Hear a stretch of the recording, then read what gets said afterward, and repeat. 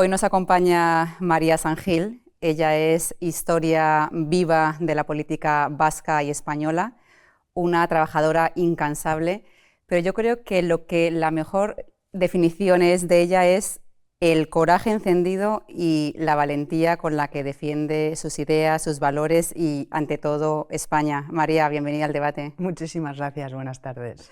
Bueno, vamos a empezar por tus inicios en la política, en un contexto bastante delicado, en los 90.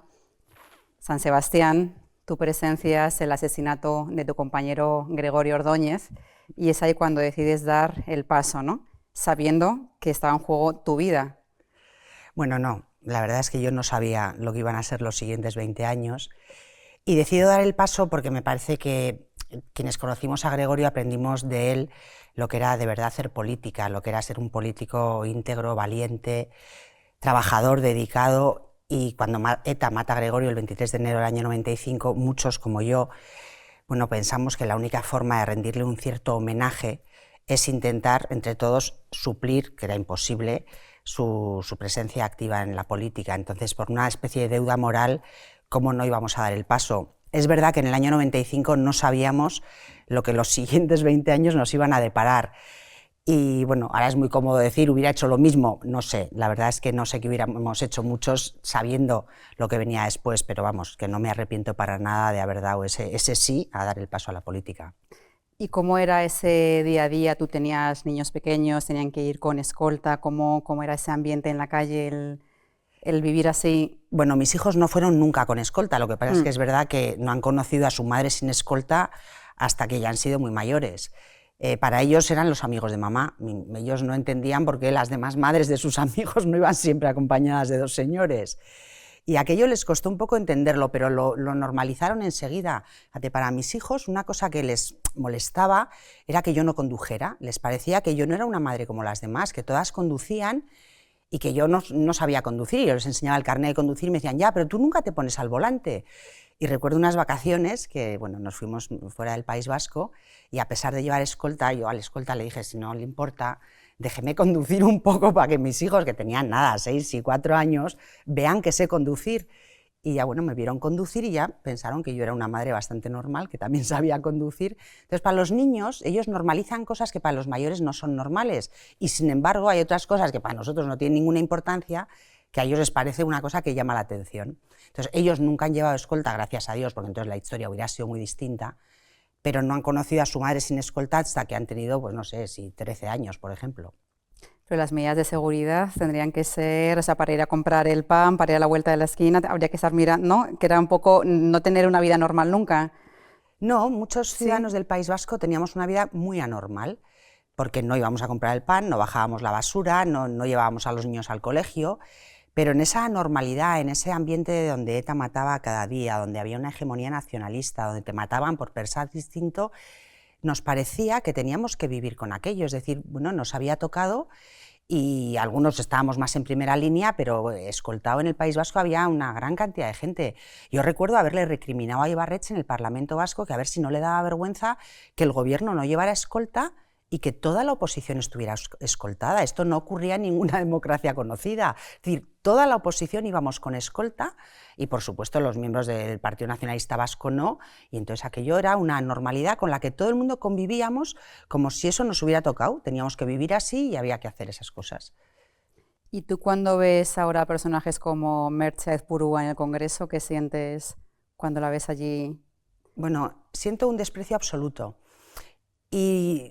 Y luego tengo que decir que me duele, porque es verdad que Merche Aizpurua, yo creo que hay que recordar continuamente que fue condenada por apología del terrorismo, que Merche Aizpurua fue redactora de Legin y fundadora de Gara, o a la inversa, que nunca me aclaro, que Merche Aizpurua era la directora del Gara cuando libera la Guardia Civil a José Antonio Ortega Lara en julio del año 97, y el titular del Gara es Ortega vuelve a la cárcel.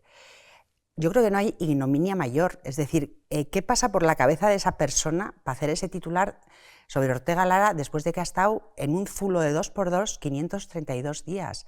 Entonces, que Merche Aizpurua en este momento sea la diputada representante de Bildu en Guipúzcoa, con la que se sienta Pedro Sánchez como si fuera una demócrata de pleno derecho, A mí me parece repugnante, de verdad, porque creo que Mertxe Purua, vamos, no se ha arrepentido de nada de lo que ha hecho, sigue estando muy orgullosa de la historia del terrorismo en el País Vasco y está muy cerca de conseguir su proyecto político por el que han matado, han destrozado a toda una sociedad durante 50 años. Entonces yo creo que en una democracia, como decía antes, plena, este tipo de cosas no se pueden tolerar. En Alemania está prohibido el partido nazi. A nadie se le ocurre que haya un partido que defienda la ideología nazi y, sin embargo, nosotros vemos con naturalidad que quienes han formado parte de ETA, porque ETA no solamente son los comandos, ETA es una especie de hidra de muchas cabezas, es un entramado, es un conglomerado donde había medios de comunicación, partido político, comandos terroristas, empresas. Bueno, los comandos ya no existen, pero el resto sigue estando muy presente y, por supuesto, el partido político.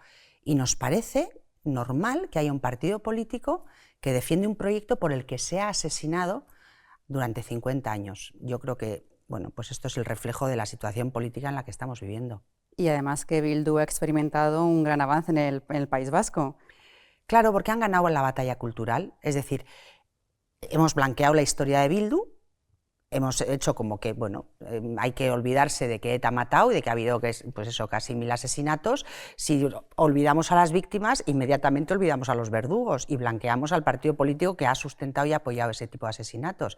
Entonces, pues es verdad que en este momento están completamente blanqueados y forman parte de nuestra vida política. ¿Tú entiendes, por ejemplo, que una madre perdone al asesino de su hijo, a un etarra que ha matado a su hijo? ¿Lo entenderías? A ver, yo entiendo que el tema del perdón es un tema muy particular y ahí cada uno ve si perdona o no perdona. Yo, con el tema del perdón, es algo que tengo que trabajar porque a mí me cuesta mucho perdonar. Yo reconozco que, bueno, pues nos han destrozado la vida, pero como católica yo sé que tengo que perdonar y hago un esfuerzo todos los días e intento, bueno, pues que los asesinos también tengan la gracia de Dios y que, bueno, pues se arrepientan de lo que han hecho y a mí el Señor también me dé la gracia para poder perdonar de corazón. Pero lo que quiero de verdad es que funcione la justicia. Es decir, yo creo que en el tema del terrorismo el perdón cada uno lo lleva de una forma particular e íntima, pero la justicia tiene que funcionar. Hoy todavía tenemos más de 350 asesinatos que están sin resolver. No puede ser, es decir, no puede haber 350 familias que no saben quién ha asesinado a su familiar. La justicia tiene que actuar. En este momento hay muchos presos que están recibiendo beneficios penitenciarios que no se merecen los beneficios penitenciarios porque se dan a cambio de que los asesinos colaboren con la justicia, es decir, cuando les preguntan ¿con quién formabas parte del comando? No me acuerdo, hombre. ¿Quién te dio la orden de matar a quién? No me acuerdo. Hombre, no. Y encima les dan beneficios penitenciarios. Claro, yo creo que es que la balanza no está equilibrada.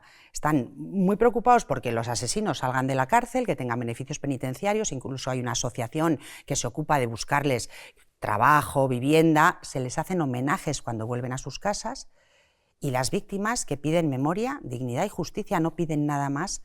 Me parece algo absolutamente esencial y elemental. Bueno, pues no tienen ni memoria porque se está construyendo un relato que no es la historia, es un relato que se están inventando. No hay dignidad porque es absolutamente indigno que los asesinos sean homenajeados y que las víctimas no reciban la justicia que merecen y la justicia, como digo, tampoco está funcionando.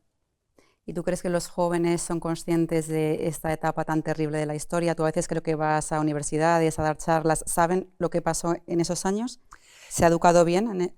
No, porque yo creo que hemos vivido tan de cerca el terrorismo que mi generación y la generación siguiente hemos querido como quitarles ese dolor a las siguientes generaciones y hemos cometido el error de no contárselo desde el principio. En los colegios tampoco se ha hecho mucho esfuerzo porque es verdad que como hay ese blanqueamiento de lo que está ocurriendo, no digo ya las comunidades nacionalistas, el PNV en el País Vasco o lo que puede ocurrir en Navarra, ahí desde luego el tema se obvia por completo o se cuenta una historia que no es la real. Entonces, ahora tenemos que volver a contar a los jóvenes, a esas generaciones que no saben nada, lo que ha acontecido, porque no estamos hablando del Pleistoceno medio, Estamos hablando de algo que ocurría hace escasamente 10 años, 15 años. Entonces, en el CEU, por ejemplo, hay una iniciativa buenísima que es que todos los colegios del CEU reciben en primero de bachillerato una charla de una víctima del terrorismo. Primero tienen una película, un vídeo de Iñaki Arteta, que también es alguien, bueno, a quien hay que agradecer el trabajo que hace porque es el que ha dado voz a las víctimas del terrorismo, una película que, bueno, resume de una forma muy gráfica el desconocimiento que tienen los jóvenes, y luego hay testimonios de algunas víctimas, y luego habla pues John Juariste o Rogelio Alonso, que son personas que entienden perfectamente, y todos los colegios del CEU reciben, bueno, pues una charla de víctimas. Incluso este año, bueno, les vamos a hacer un concurso para que, bueno, pues se impliquen un poco más, porque nos parece fundamental que nuestros jóvenes tienen que saber lo que ha sido el terrorismo de ETA, sobre todo porque ese proyecto político está más vivo que nunca y puede ser determinante en la historia de España. Entonces lo tienen que conocer porque son las generaciones que en un futuro van a gobernar este país. Sí, que a veces un periodista sale a la calle, pregunta, ¿sabes quién es Miguel Ángel Blanco? Y hay gente que no sabe quién es, ¿no? Que a mí eso me parece bastante triste. Bueno, la inmensa mayoría de los jóvenes con los que estamos no saben quién es Miguel Ángel Blanco, por supuesto no saben quién es Gregorio Ordóñez, ni Fernando Buesa, ni José Antonio Ortega Lara, que son nuestros héroes, es decir, tienen que conocerles porque son personas a las que ETA mata no por defender una ideología política, no por una sigla, sino porque representan España y la libertad. Y nos representan a todos, y entonces, ¿cómo no vamos a tener a nuestros héroes absolutamente recordados y estar todo el día, bueno, pues estando pendientes de ellos? Entonces, no puede ser. Y el CEU hace esa gran labor de la que, vamos, yo me siento enormemente orgullosa. ¿Tú, María, echas de menos la política? No, porque también es verdad que yo entré a hacer política en el País Vasco en un momento determinado, y en un partido en el que yo me sentía enormemente cómoda y defendía aquello que creía que tenía que defender.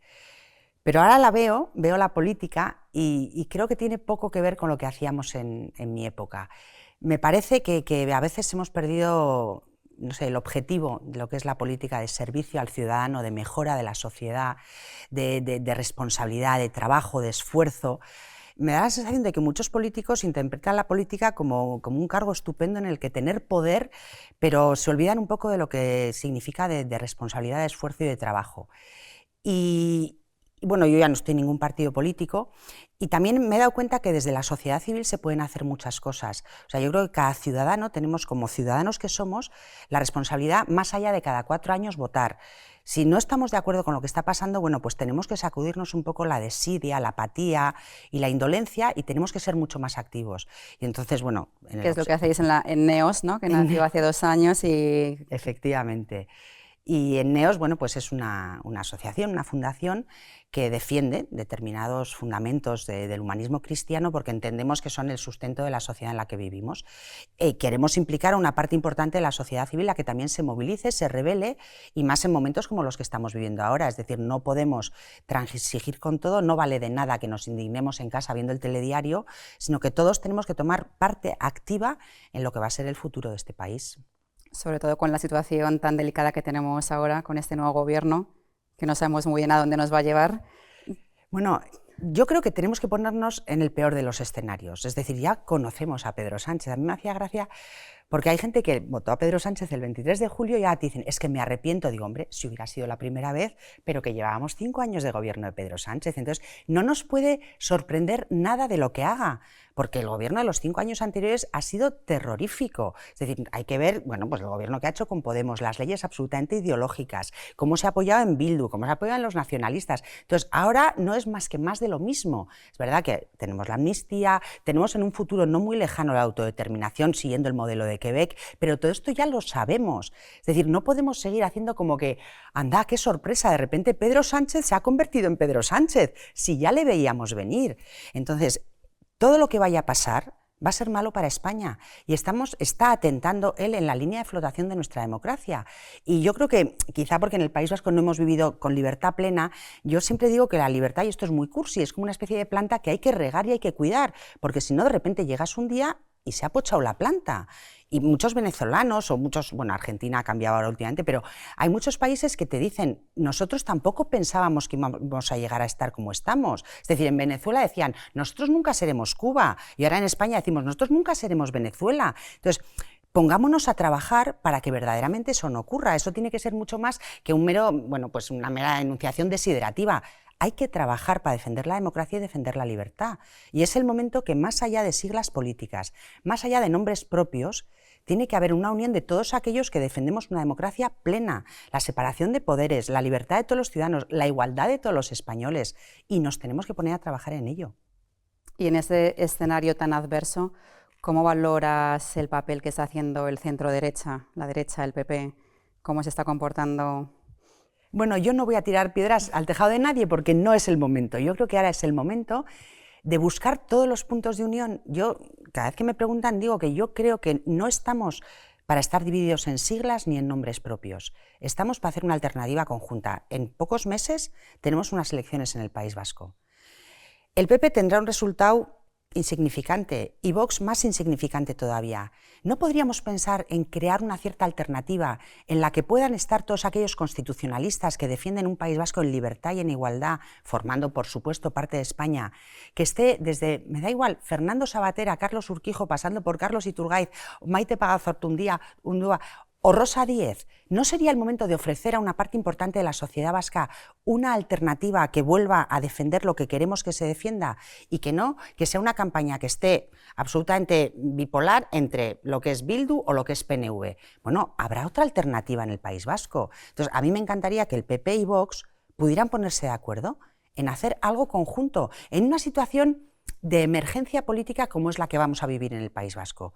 Pues para situaciones de emergencia adoptemos otro tipo de medidas, porque haciendo más de lo mismo está claro que no vamos a encontrar la solución. Tú, María, también acabaste en política un poco por casualidad, porque tu vocación era ser docente, ¿no? Y estudiaste en la Pontificia de Salamanca, filología. O sea, ¿cómo era esa época universitaria? Que lo pasaste muy bien.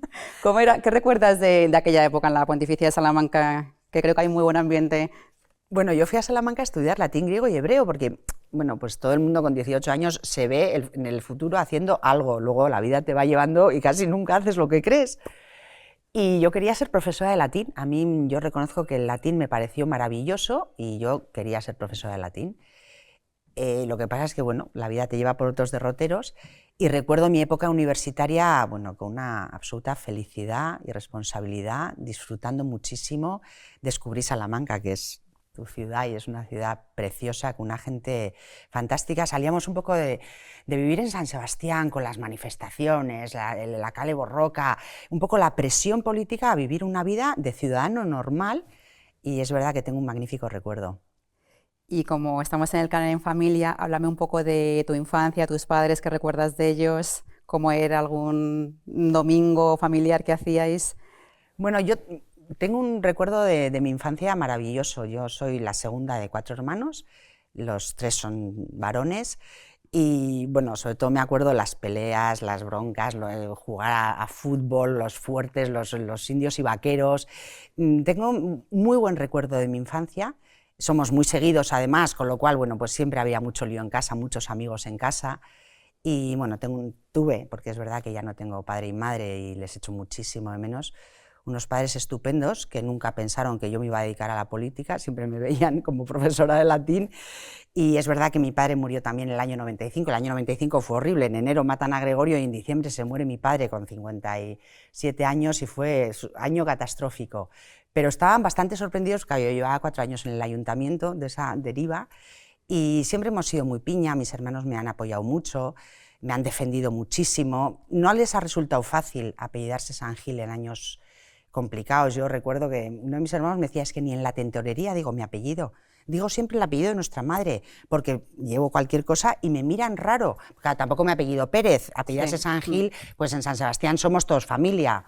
Y yo sé que para ellos no ha sido fácil, porque bueno, pues han sido años muy complicados en el que han estado señalados, uno de ellos es periodista además, y pasó momentos complicados, pero bueno, ellos siempre han estado apoyándome y es una cosa que les agradezco de corazón porque podían también, bueno, pues haber renegado de su hermana, porque yo les compliqué la vida de una forma bastante gratuita.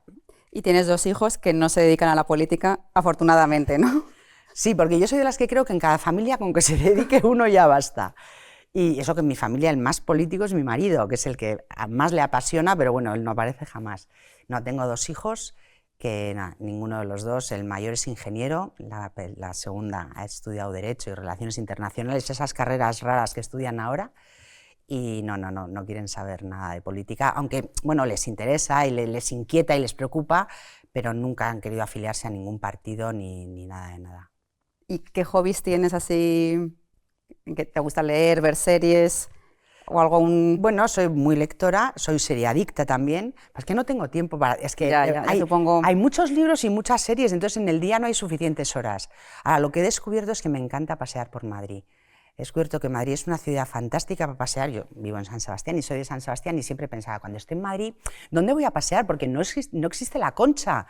Bueno, pues Madrid es una ciudad muy paseable y disfruto mucho yendo a trabajar de un sitio a otro, yendo andando, porque me parece que es una ciudad magnífica, que acoge a todo el mundo y que es muy, como digo, es muy agradable.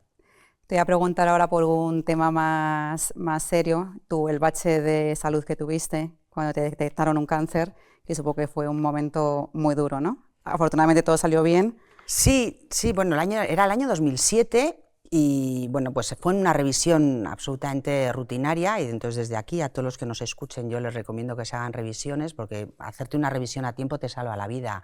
Nos da mucha pereza a las mujeres lo de ir al ginecólogo, es muy pereza, pero hay que hacerlo, es verdad que merece mucho la pena. Y bueno, fue una revisión normal y recuerdo que venían las elecciones municipales, yo entonces era la presidenta del PP del País Vasco, y comenté con una compañera mía, me vendría fatal tener en este momento cualquier cosa. Y efectivamente, a los 8 días, bueno, pues me llamó el ginecólogo y me dijo, entonces, bueno, pues yo hice un parón durante unos meses, tuve la inmensa suerte de que estaba muy localizado, no tuve quimio, tuve radio, y bueno, me dediqué a cuidarme y en unos meses volví a estar activa. Entonces es verdad que del cáncer se sale, es verdad que hay que tener actitud, hay que tener la suerte de tener unos médicos fantásticos como tuve yo en su momento, que te lo pillen muy a tiempo, y es otra de las cosas en la vida en las que hay que pelear y hay que intentar sobreponerse y luchar, y bueno, pues se quedó en un episodio y se acabó y ya está. Y hay que seguir haciéndose revisiones. Y en esos momentos tan difíciles, ¿tú en qué te refugias? ¿En la fe? ¿En tu familia? ¿Qué fue lo que más te ayudó en ese momento? En ese momento yo sobre todo me refugié en mi familia. En aquellos años, año 2007, mi relación con la fe era distinta de la que tengo ahora. También es verdad que muchos de los curas que había entonces en el País Vasco también eran distintos de los que hay ahora. Bueno, en un momento dado, la fe y la política en el País Vasco se entremezclan de una forma bastante controvertida, y a quienes nos hemos criado en un ambiente católico, bueno, yo nunca he dejado de ir a misa y de creer en Dios, por supuesto, pero yo no he vivido la fe, no la vivía entonces como la vivo ahora, con la intensidad con que la vivo ahora y con la felicidad con que la vivo ahora, porque bueno, pues no era lo mismo ir a misa entonces que ir ahora. Y sin embargo, bueno, yo soy de Emaús, hice Emaús hace unos años y para mí fue maravilloso. La presencia de Monseñor Munilla en la diócesis de San Sebastián cambió muchísimas cosas y hizo que muchos fieles volviéramos, bueno, pues a recuperar parte de lo que habíamos perdido y que volviéramos a ir a misa con unas ganas y con ilusión que, bueno, que en años anteriores no tuvimos. Entonces, en mi época del cáncer, mi marido sí que se refugió mucho en la fe y yo me refugié mucho en mis hijos pequeños, que, bueno, pues tuve la suerte de poder disfrutarlos, porque como yo estaba en casa y habitualmente no estaba, pues para mí fue un regalazo, y en mis hermanos, mi madre, que estaban ahí súper pendientes de mí. ¿Y tú cuando piensas en la muerte, una pregunta, qué crees que hay, qué nos espera en el otro lado, qué nos encontraremos? Hombre, a mí no me apetece morirme. Ni a ninguno. No, porque creo que hay que dar mucha guerra todavía y porque me encantaría conocer a mis nietos, ver a mis hijos mayores, con, bueno, sus matrimonios. Bueno, me apetece mucho tener esa también imagen que te haces, que luego será o no será, abuela cuidando a los nietos. Pero como soy una mujer de fe, yo creo que lo mejor está por llegar, de verdad. Y entonces yo tengo, no digo ilusión, pero yo tengo ganas de volver a encontrarme con mis padres. Yo sé que nos espera la vida eterna. Entonces lo que estamos viviendo ahora es muy temporal. Entonces yo creo que lo que hacemos ahora nos lleva a una vida muchísimo mejor. Entonces no tengo miedo a morirme. Me da pena dejar lo que voy a dejar, pero también sé que me los volveré a encontrar. Y luego pienso que, bueno, los momentos de felicidad que tenemos muchos, bueno, pues en momentos donde nos sentimos muy cerca de Dios, ¿no? Que notas como que el corazón se te expande, y yo pienso, la eternidad tiene que ser así, y tener siempre esta sensación de estar con Dios, bueno, pues a mí me parece que es un futuro muy prometedor.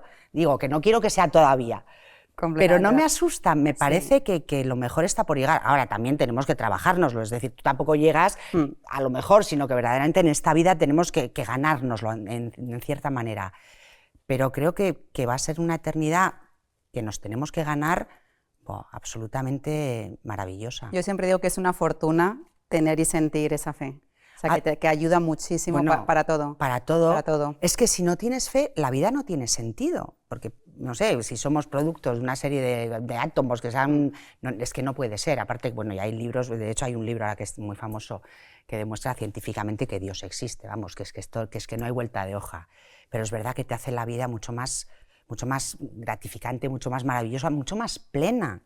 Pero y el problema es cómo arrinconan ahora mismo los valores católicos, lo vemos en cualquier sitio, ¿no? En plan que está intentando como arrinconarlos, invisibilizarlo, a los niños no educarles en ese tipo de valores que le van a hacer luego una vida mucho más plena, ¿no? Que es una lástima cómo se está educando. Bueno, pero doble trabajo que tenemos los católicos, es decir...